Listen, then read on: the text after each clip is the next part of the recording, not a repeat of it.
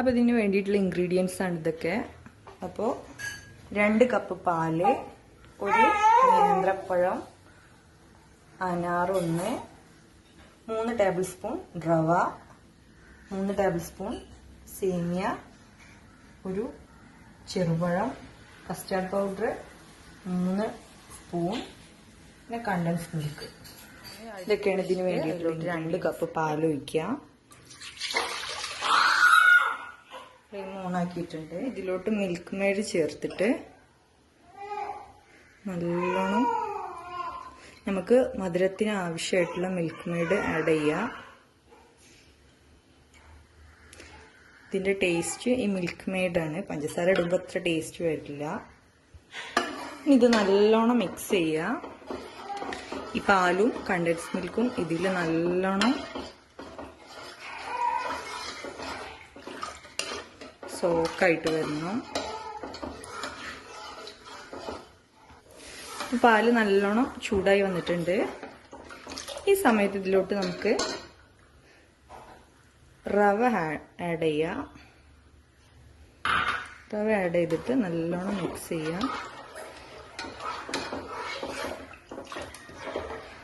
പണ്ട് കാലത്തെ നോമ്പിനൊക്കെ വീട്ടിലുണ്ടാക്കുന്ന തരിക്കഞ്ഞിയിൽ നിന്നും വ്യത്യസ്തമായിട്ട് ഇപ്പോഴത്തെ ജനറേഷൻ ഒന്നും കൂടി ഇഷ്ടപ്പെടുന്ന രീതിയിലാണ് ഇത് ഉണ്ടാക്കുന്നത്. ഈ റവ നല്ലോണം വെന്ത് വരുന്നത് വരെ ഇളക്കുക. ഈ സമയത്തിലോട്ടൊരു പിഞ്ച് സോൾട്ട് ഇടുക. മധുരം ബാലൻസ് ചെയ്യാൻ പിഞ്ച് സോൾട്ട് ഇട്ടിട്ട് റവ നല്ലോണം വെന്ത് വന്നിട്ടുണ്ട്. പിന്നെ ഇതിലോട്ട് നമുക്ക് സേമിയ ആഡ് ചെയ്യാം.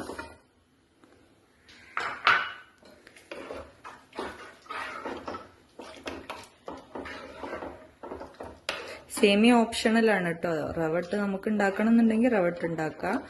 സേമിയ ഓപ്ഷണലാണ്. അപ്പൊ സേമിയയും റവയും ഇതിൽ കിടന്നിട്ട് വെന്ത് വന്നിട്ടുണ്ട്. ഇനിയാണ് നമ്മൾ ഇതിലെ മെയിൻ ഇൻഗ്രീഡിയൻസ് ചേർക്കുന്നത് കസ്റ്റാർഡാണ്. കസ്റ്റാർഡിലോട്ട് 3 ടേബിൾ സ്പൂൺ പാല് നമ്മൾ ഈ 2 കപ്പിൽ നിന്ന് എടുത്ത് വെച്ചിട്ടുണ്ടായിരുന്നു. അത് നല്ലോണം കസ്റ്റാർഡ് നല്ല മിക്സ് ചെയ്യുക.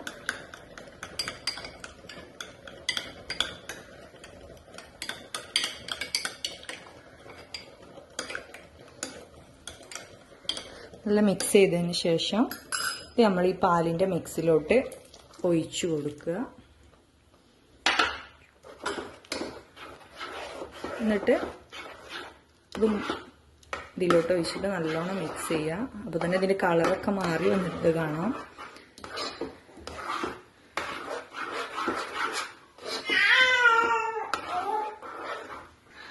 അപ്പോൾ നമ്മുടെ കസ്റ്റാർഡ് തരിക്കഞ്ഞി ഏകദേശം സെറ്റായി തുടങ്ങിയിട്ടുണ്ട്. ഇനി ഇതിലോട്ട് ചേർക്കേണ്ടത് ഫ്രൂട്ട്സ് ആണ്. അപ്പോൾ ഇതൊന്ന് ചൂടാറണം. അതിന് ശേഷം നമുക്ക് ഇതിലോട്ട് ഫ്രൂട്ട്സ് ആഡ് ചെയ്യാം. അപ്പോൾ ഇതിപ്പോൾ ഏകദേശം ചൂടാറിയിട്ടുണ്ട്. ഇനി ഇതിലോട്ട് നമുക്ക് ഫ്രൂട്ട്സ് ആഡ് ചെയ്യാം. അനാർ 1 മിക്സ് ചെയ്യാം. ഒരു പഴം,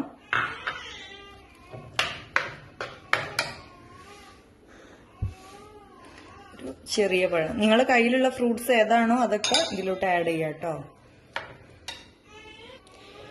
എൻ്റെ കയ്യിൽ ഈ 3 ഫ്രൂട്ട്സേ ഉണ്ടായിരുന്നുള്ളൂ. അപ്പം ഞാൻ അത് ചേർത്ത് മാങ്ങ, ആപ്പിൾ ഒക്കെ ഉണ്ടാക്കാം.